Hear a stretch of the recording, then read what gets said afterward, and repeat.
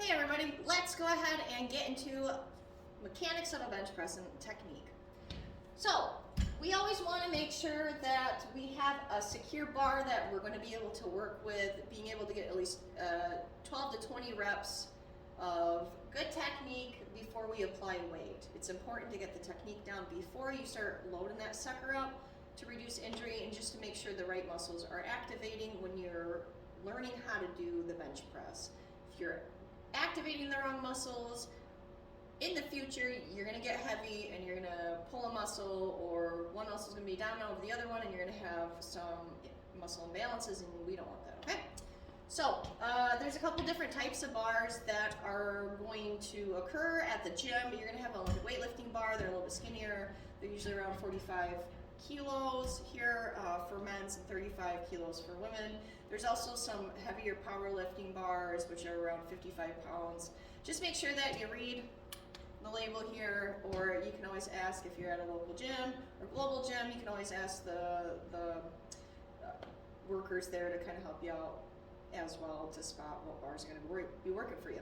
They also have trainer bars that are about 15 pounds as well, so just ask and they'll be able to help you out. Okay, let's go ahead and apply it to the bench. So the bench position should be pretty centered in the middle of the rig. You want to have pretty equal space on each side, so you're pretty balanced when you're getting to this press here. If you notice, my bench is slightly behind the rig. I like to make sure my head to ass is connected to the bench, so I can have a nice flat back and shoulders engaged into the bench here. We want to be able to use the full force of this bench to be able to push that weight up. We also want to make sure our feet are nice and flat on the ground. If you get into this position and you feel like your hips are super tight, use plates or use some plates to lift your feet up to get into a better position, because your hip flexors are tight or your quads are tight. So you need to stretch those out. All right, so we're going to go ahead and bring it to bench here. I'm going to get my feet set. I'm going to come back and pull my shoulders back. Make sure you watch your head on the bar. Just like so. My eyes should be lined up with the barbell here, okay? So when you're getting set up, the eyes should always be lined up. That's a good starting position to know where you should be at. When we de-rack the bar and we bring it out, it's going to be away from the hooks here, so you're not slapping them or hitting them on the way up when you're doing your bench. That's why it's good to line it up with the eyes.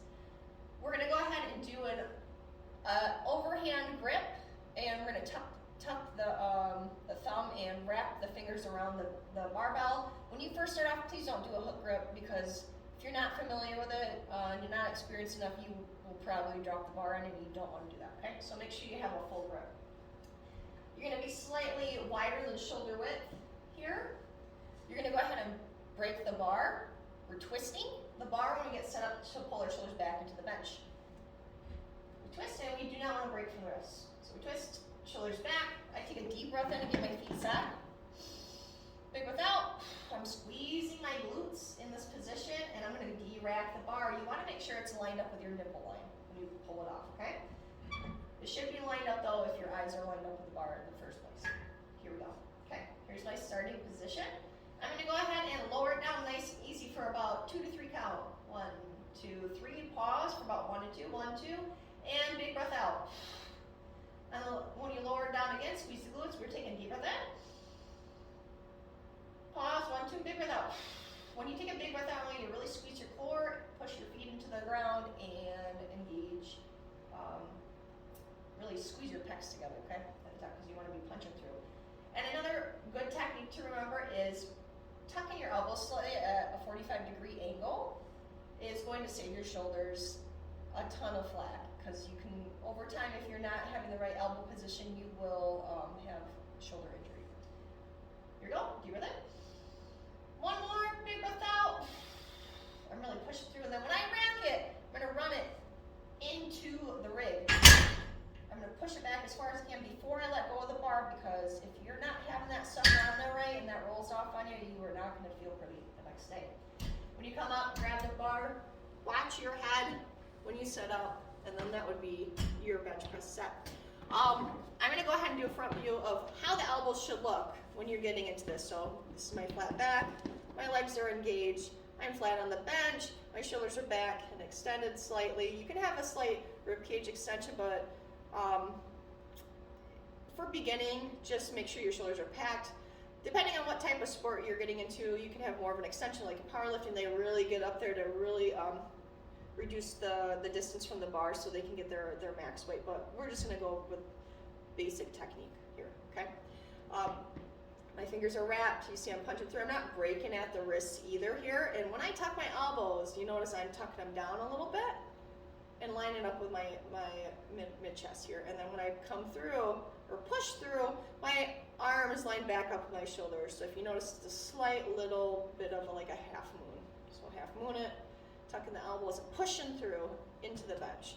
So that's how you place your elbows in that 45-degree position. Key points to remember: breathing is really important. Make sure that you're properly breathing. We're taking a deep breath on the lower, pause at the bottom for 1, 2, fill up that air, and big breath out on the press through at the top, or the lift position of the technique of the bench. And we always want to have our feet engaged. You don't want your toes off the ground or your heels off the ground. We always want to have a nice flat foot. You want the weight in the midfoot. And you always want to keep your glutes engaged and core engaged, because if those aren't engaged, you're going to compensate with your lower back eventually. Okay, that is how you do a bench press. If you have any question, comments, anything, just send it below. And hopefully this helps you with your bench press. Now have a good frickin' day.